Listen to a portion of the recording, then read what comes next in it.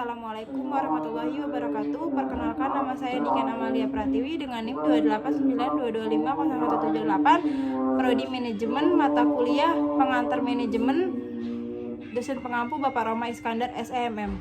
Di sini saya akan menjelaskan analisis bangkrutnya GDID. GD dibangun di tahun 1998 dengan nama awal Jingdong Century Trading Co. sebagai toko alat jual beli barang, alat elektronik, dan belum menambah ke dunia e-commerce.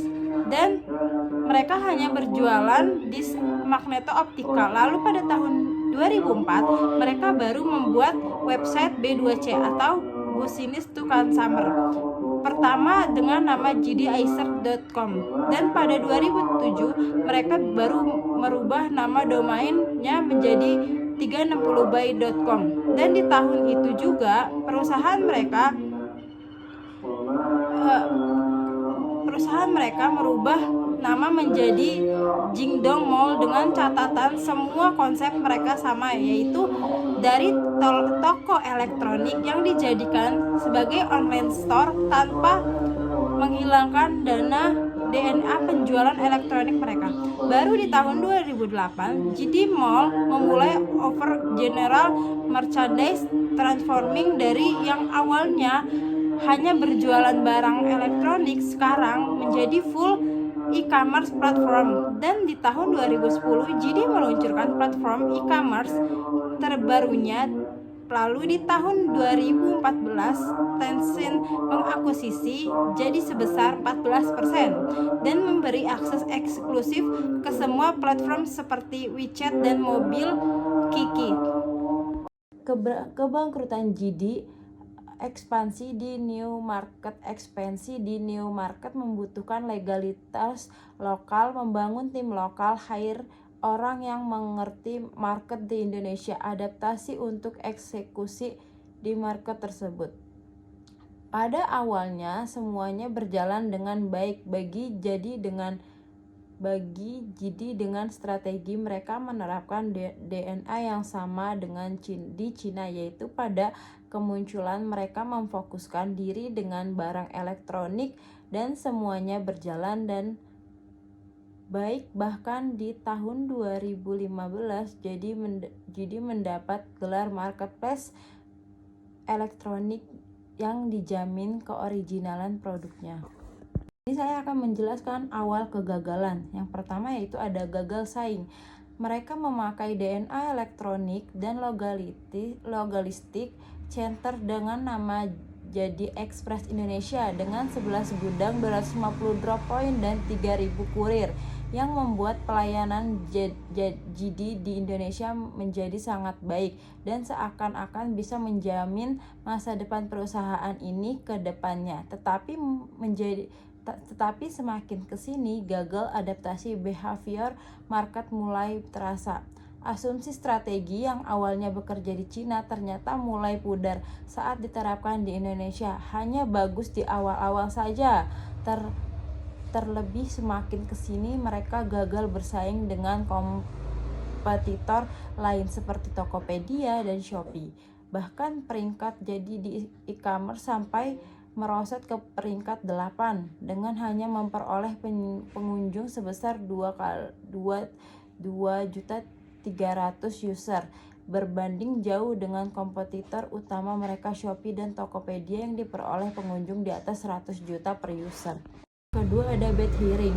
Terlalu banyak founder startup consulting atau VC di JD Indonesia yang hanya pintar membuat PPT. Mereka hanya pintar mempaketkan data atau situasi bisnis menjadi lebih bagus, padahal realitanya tidak sebagus itu.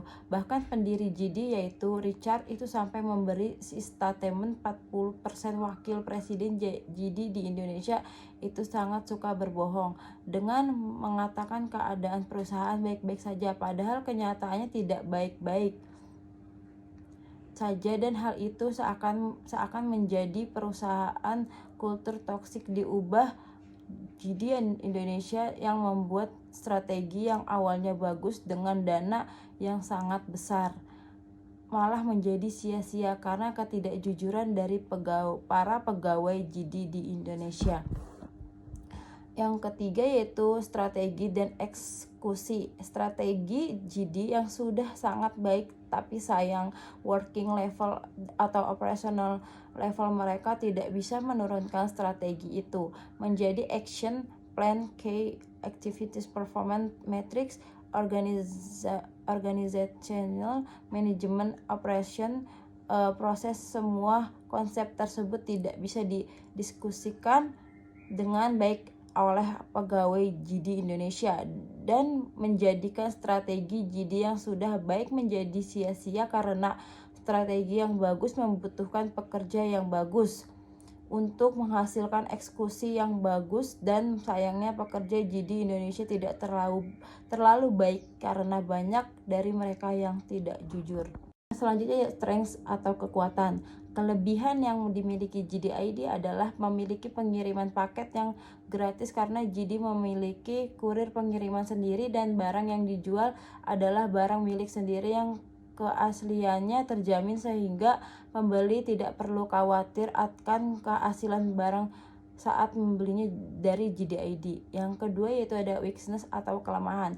Kelemahan dari GD.ID terletak dari harga yang diberikan karena barang yang dijual adalah barang yang asli atau original. Tentu saja harga yang diberikan adalah harga retail yang diberikan pada merek awalnya pengiriman yang belum maksimal karena pengiriman barang dilakukan dengan kurir milik GD.ID sendiri. Yang ketiga yaitu ada opportunities atau peluang karena GD.ID hanya menjual barang yang original saja sehingga pengguna yang mencari barang original asli brand tertentu mereka akan mencarinya di GD.ID karena mereka percaya kalau yang dijual adalah barang yang aslinya original. Yang keempat yaitu ada threats atau ancaman. Ancaman datang dari e-commerce seperti Tokopedia, Bukalapak, Blibli.com. E-commerce tersebut memiliki kelebihan seperti pengiriman yang memiliki banyak jenis dan tentu saja harga yang ditawarkan beragam harganya karena barang yang dijual di sana berasal dari penjual pribadi yang bersifat C2C atau customer to customer, tidak seperti GD.ID yang memiliki sistem B2C atau business to customer.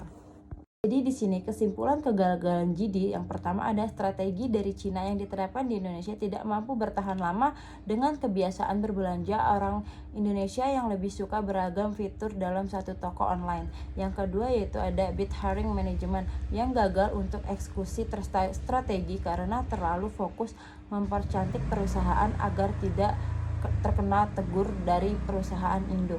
Yang ketiga ada force major atau dampak ekonomi global yang harus membuat jadi melakukan PHK kepada beberapa karyawannya, bahkan di tahun 2022 melakukan PHK besar-besaran sebanyak 2 kali dalam 1 tahun. Yang keempat yaitu ada kekalahan bersaing dengan toko online seperti Shopee dan Tokopedia membuat GD gagal menjalankan bisnisnya di Indonesia.